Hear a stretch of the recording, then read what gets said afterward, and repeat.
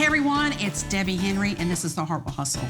And today I'm excited because we are talking to someone that I've known for a while and who is a multitasker.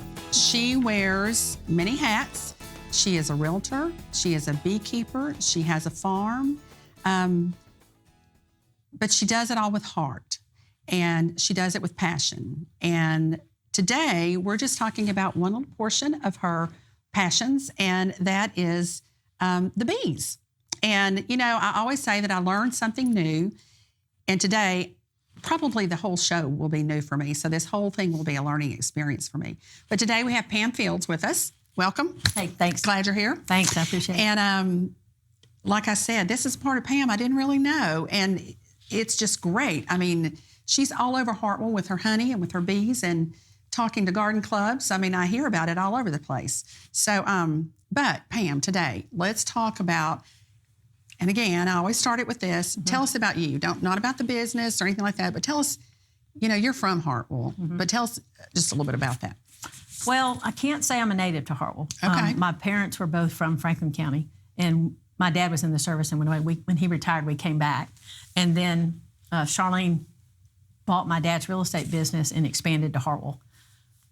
I'd say we've probably been living here for 30 years maybe, but I know how it is. If you're a native, you're a native. I was going to say, do I have to live here 30 years before I'm considered? I don't even know if here? I'm considered native, but we're homegrown. That's for okay. Sure. Yeah. Yes, you are. Okay. And we've been doing, real estate a long time, but I always wanted something. I've always wanted to have bees, and I just love the concept of what they represent, and it's a. And what do they represent? To me, it's an integrated, symbiotic relationship that a community would have. And so even though it's a queen-oriented hive, it's all about taking care of the entire hive together. Mm-hmm. And so I just always liked it. And I've always loved peaches. And when we moved back here, I was addicted to them. So I have an orchard, and I was like, I'm going to get some bees. Now's the time. And then Daniel Tompkins, who's an excellent beekeeper, put me in touch with somebody that was selling their hives, and then brought them over. And Holly Kircher is one of my mentors here in Hartwell on Yacht Club. She has bees. And there's a lot of really good beekeepers. So we have a lot. A lot. There's actually a beekeeper meeting this Thursday at the Ag Center on 172. I think it's Thursday at 7, and anybody can come. Okay, I digress, but what do you do at a beekeepers meeting? Well, they all meet, so they'll bring a speaker in. Mm-hmm. I think this week they're using Mr. Hughes, who's talking about thermodynamics of a hive. And right up my alley. Oh, yeah, I know everybody's really interested. But it's about how the hive probably maintains its heat. The eggs have to be, I think, at like 94 degrees. Okay. And so they're always either cooling it or warming it up to make sure the larvae hatch, because the bees multiply. They have to multiply because they don't live long. Okay. Yeah. And I'm not an expert. I'm still learning. I'm only in my 4th year, I think. And because there's some of them that's been doing it for 20 and 30 years. I mean, it's a lot to know. How many hives do you have? Around between, I was counting the other day, I think it's like 54, something like that. 54? Uh-huh. And you maintain them by yourself? I started with 4.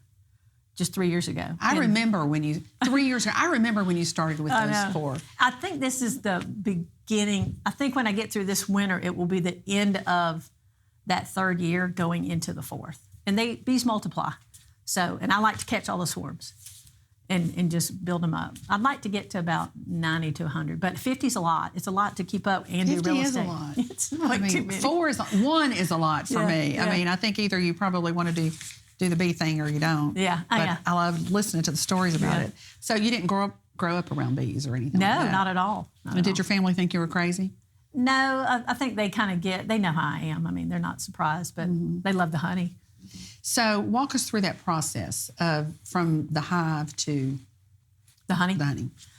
Well, it's the bees in early spring. The queen will start to multiply, and they'll grow into foragers. And how many queens do you have?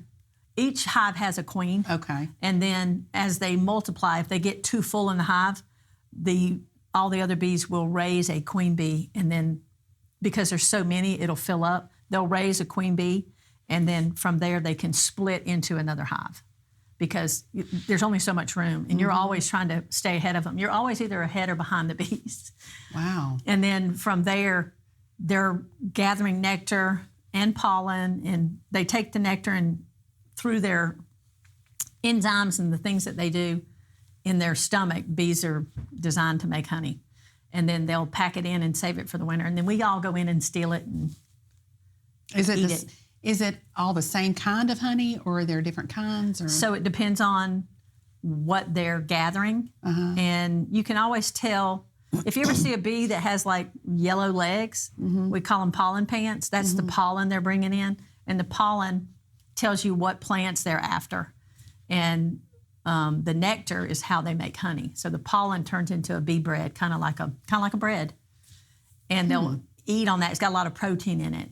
And that's what they feed the bees, and that's how they survive. And the nectar is an energy source for them. Wow. And there's so much to know, and I barely scratched the surface. I'm still learning a lot. Okay. Yeah, I wish I knew more. It's just so much to know. What do you do to learn about the bees, though? Oh, gosh. I mean, where do you go? You go to the Beekeeper the meetings. meeting? Madison County's got a really good meeting. I'm sure Athens has got one, but Madison County's online. You can watch it live. And the one at Hart County, you can go to. They usually gather around 6:30, have snacks and chat, so you can meet other beekeepers and get supplies and stuff from people that come there, or you can make your own. And you watch a lot of videos. There's some really good YouTube videos, like Bob Benny, Cayman Reynolds.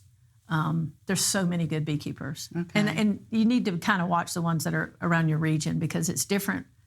Like in Clayton, everybody loves sourwood honey. Most people around here grew up on sourwood honey. I grew up on sourwood honey. What is sourwood honey? Sourwood honey is the honey they get from the sourwood tree, which is only in the Appalachian regions up in Clayton. Okay. That's why Blue Ridge honey has sourwood honey. It's from the sourwood trees. Okay. Down here, it has to have like a 97% content of sourwood to be called sourwood honey. Okay. Because you can have sourwood in it, but it would be random.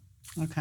And in the early spring, they're all after the wildflower, so you have wildflower honey. It'll be a lot lighter. This is a little bit darker. So it's different. It produces different tastes. Yeah, you can definitely taste the difference. Like Tupelo honey is down from in the oranges down in Florida.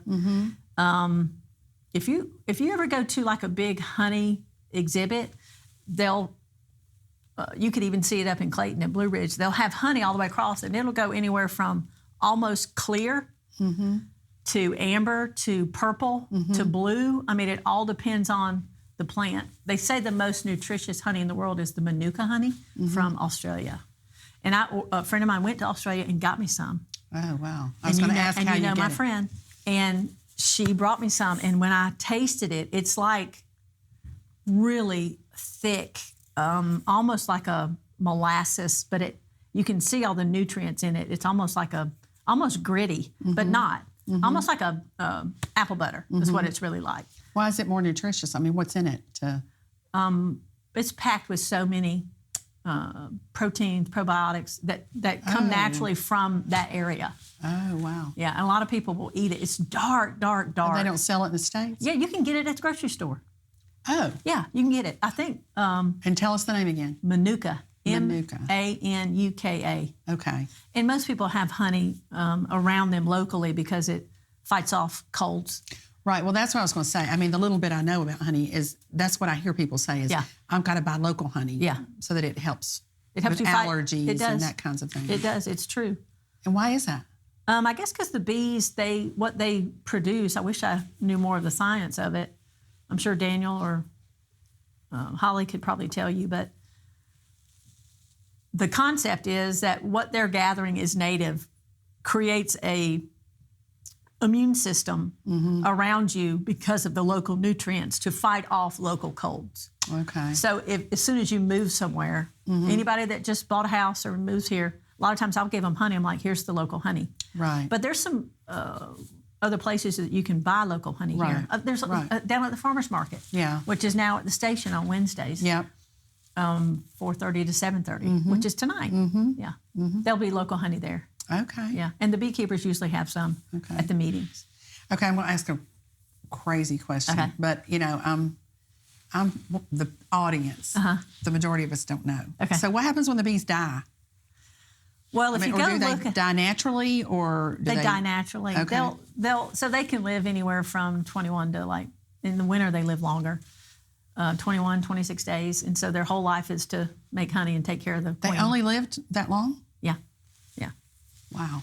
Okay. And so a lot of times the older ones, when they go out to forage and they're dying, they'll die outside of the hive because it's more work. Okay. The ones that die in the hive, they will carry out and dump at the bottom of the hive. So you'll always see dead bees around the hive, typically. Oh, okay. Because they're cleaning it out. They're very clean. Uh-huh. And so if you're fighting a varroa mite or other pest, it can affect the hygienics of that hive and how well they do it. So a lot of times you can tell what's going on by just looking at them or listening to them. And you don't know, but bees will sing and chirp. And do they sleep? That's a good question. They do sleep. You'll see bees asleep in a flower. If you ever gone up to a flower and seen a bee and touch it and you realize it kind of woke up, they'll take little naps. Okay. Yeah. Okay. So we're getting ready to go into the winter. Does the weather affect the bees? Big time, yeah. Oh, really? Yeah. Okay. So what most people have winterized their bees now, which is, when we are when they're making honey, we want to give them as much room as possible because bees like to go up. And is that why they stack them? They stack them because the bees want to fill the honey up, and all the babies will be at the bottom. They want to keep them warm, so they fill it up. And then when you're harvesting the honey, you're taking those supers off to go harvest the honey, right? Mm-hmm. Well, come wintertime, you've got all that room that you need to condense because they have to keep the whole thing warm. Imagine having a 4-story house and it's all one big shaft, like an elevator shaft. So what you want to do is condense it, and then from there, help them have the resources they need, which is honey and protein for the winter. And then a lot of people feed them sugar water or sugar and protein patties and things like that to help them because you just took all their honey. Wow. Yeah. Wow. You took all their nutrients. Okay. We're thieves. So, okay, I've always wanted to see this. Okay. Let's see these. What's that called? Good question. This is this is that thing that you wear, and y'all, I started to scare you to death and put it on and have it on when I came in. So this is what you wear every time you're with the bees. Correct, along with pants and boots and gloves. Okay. I just didn't bring them in. Does it freak you out that they are all over? It used to. When I first did it, I was with Holly, and she was showing me how to go through a hive, and I had a couple of really angry bees, and they were just harassing me, and I was just thinking, I don't know if I could do this. Yeah. And I would be thinking I asked Holly, I was like, God, they're really mad, aren't they? And they're not around her. They were all around me. And what probably happened is one of them had tried to sting it, and when they smell that pheromone, they all want to come sting the same place. And so they were just aggravated. They couldn't get to me because they'll come straight for your eyes. They can see, let me tell you. I'd be like a missile. And so she said, yeah, they're pretty mad. And she had some sugar water and sprayed them, and they calmed down a little bit. But why don't you take it? That was the first time. Yeah, yeah. People buy your honey. They do. How do you get the word out? Actually, I just use Facebook. Okay. I don't know if I mentioned this, but Andrea Vujicek did a video for me of my logo and turned it into this short little animated business card. I have it at the office on Reed Creek Highway, and then usually sometimes I'll meet people, or it depends on where they live. And I usually have some with me. Okay. So I sell mine for $1.50 an ounce. So a 16-ounce bottle is $24. So this is 16 ounce, 24. And as you get more, the price fluctuates. So does honey ever go bad? You know, I hear different things. And do you keep it in the refrigerator, or tell me about the product? You just leave it on the counter. You don't need to refrigerate it. It doesn't go bad. Okay. Sometimes you'll see honey that has crystallized. And the reason that happens is because of the water content. When you're... So raw pure honey is not heated up because that can take away some of the nutrients in it. So you're letting it flow through into the jars. Well, there is a level of moisture that is in the honey that when you see a honey frame that the bees have, and it should have a white coating across it, which means they have dried it out with their wings. so that the content, I think it's below 18%. And I could be wrong on that percent. It could be 16. But below that is when you would bottle it. And if you don't, that water can crystallize. If that happens, it's not bad.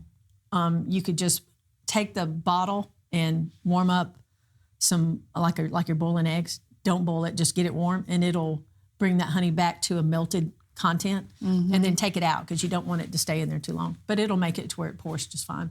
Or you can just take off the crystals and eat it. I mean, it's just as good, if not better.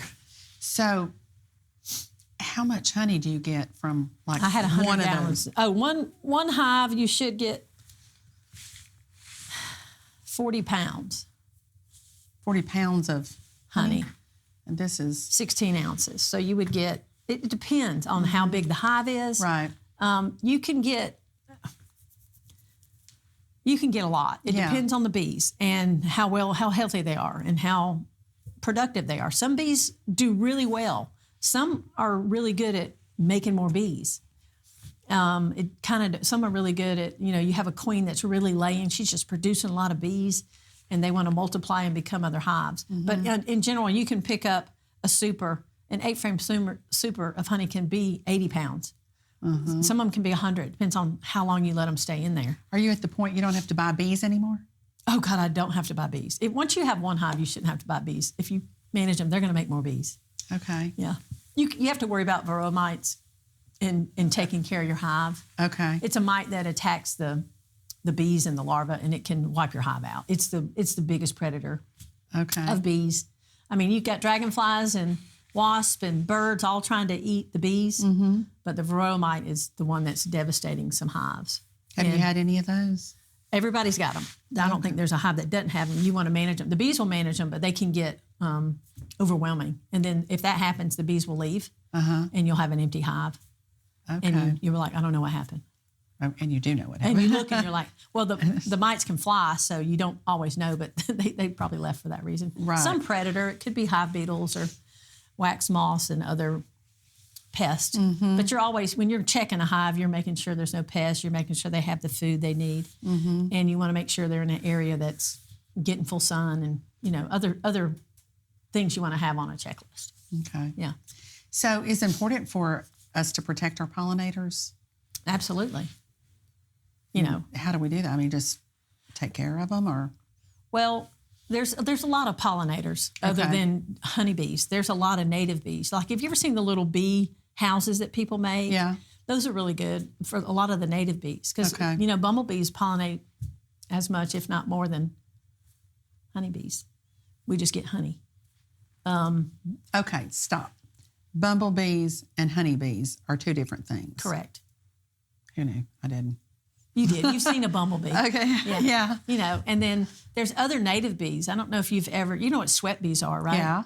So you'll have like all the other little types of bees that they're pollinators too. And butterflies are pollinators. And even like hummingbirds and other birds are pollinators because they're all going after flowers, whether they mean to or not. But, butterfly bushes are great for butterflies. Any kind of, you've got flowers that do nectar and flowers that do pollen. And so they're both important to bees. But a lot of people don't know, and I didn't know this till Daniel told me, that bees will go after pine trees. All the pollen we get in the spring, and that comes from the pine trees, they'll go after that and the sap that comes out of that because they make that propolis, which is like what I would call like a heavy-duty glue. Okay. But it's important for them. A lot of people will eat the beeswax and the propolis because it's supposed to be really good for you. It's almost like just chewing on waxy gum to me, but you get the nutrients out of it. So a while ago, and I think I interrupted you, we were talking about the honey. Yeah. And how much you have. I mean, like, do you have like a really big vat that the honey goes in, or do you do it in small? How much honey do you have right now? I started out with a little 6-frame honey extractor. And now I've got, it's about this big. It probably does, 8 or 12. 8 or 12 what? Frames at a time. So how much honey does a frame produce? About 2.5 pounds. How many ounces? Oh. So 32 and 16 would be 48 ounces if it's a good frame, if it's full. And do you, when it when you get the honey, do you have to go ahead and bottle it then, or can you let it sit? Okay, so let's finish that. So once you get the honey into the extractor, Yeah. in raw honey, because you haven't heated it, you've just spun it. And you don't heat yours. No, most hobbyists don't. Okay.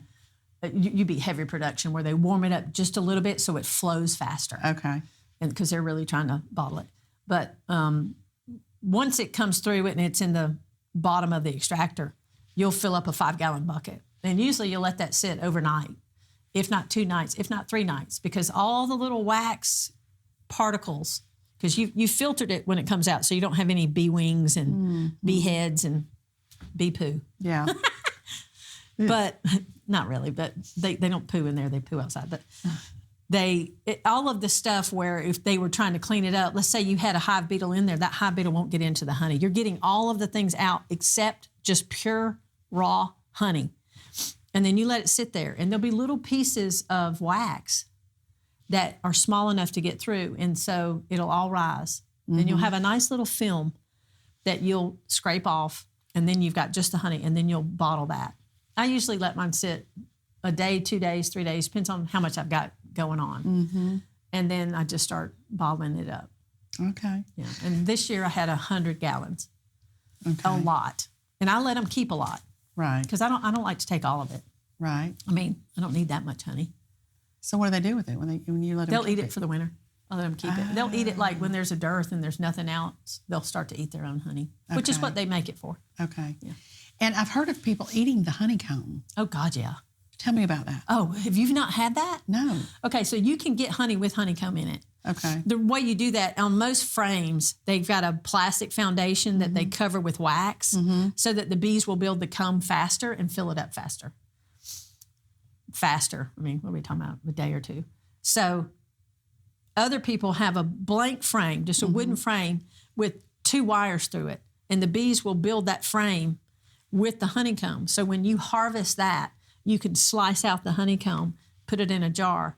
I mean, there's nothing like honey with honeycomb. So you eat the honeycomb? You just bite into that thing like a waffle. Really? Yeah, and it's delicious. Then you chew on the wax and eat it. It's really good for you. Okay, so it would have been funny if I had some to try the first time here. That would have been funny. That would have been good. I don't have the. I do have some of those frames, but honestly, it's so good. If I get it, I'm like, I hoard it. Really? Yeah, it's so good. Gosh. There's nothing like it. I had no idea. Yeah. I mean, I've seen it. You can and buy I've it seen that in the way. stores. Yeah, I've seen it in the stores, but I had no idea it was that good. Well, here's the thought on that. So you want to make sure Is it good for you? it's good for you, but there are bad beekeepers. And so at the same time, you want to know where you're getting it because they're treating bees with chemicals sometimes. Most of what you get should be chemical free. Yeah. Most people do it like they should, Yeah. especially here.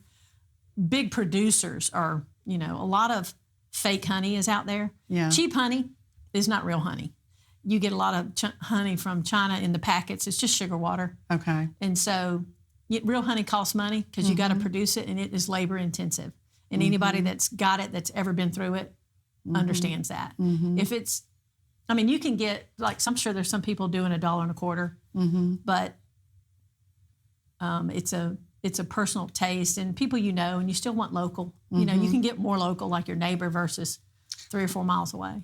So if I'm traveling somewhere and I go in a shop and I say, I'm looking for the local honey, how can I be sure that it's the real deal and that it's not, that it's honey from that area? So usually the labels will, there's very strict rules about how you label. If I'm selling it to an individual, I don't have to do the FDA labeling and all that other stuff. But if it's a commercial store, they'll have the labeling, where it came from, the address and all that stuff. Like if you go to Blue Ridge Honey, he's got honey from all over. And you'll see his local sourwood honey and it'll have their name. And it shouldn't have any other ingredients in it, just honey. It'll just say honey. Okay, gotcha. Yeah. But if you go to a store and look, you'll see some differences. Okay. Yeah. I don't buy honey in a store. I would never. Well, of course not. That's defeats the whole purpose. Right, right. But even if you go to a coffee shop and they don't have regular honey and they've got it in packets, then then tell me because I'll bring them some honey. Okay. Common Ground's got my honey. Okay. They use it, and okay. She's doing bagels now, so she's Okay. gonna. Oh, that's right. That's great. And that was one of my questions: is how has the local environment helped with your business?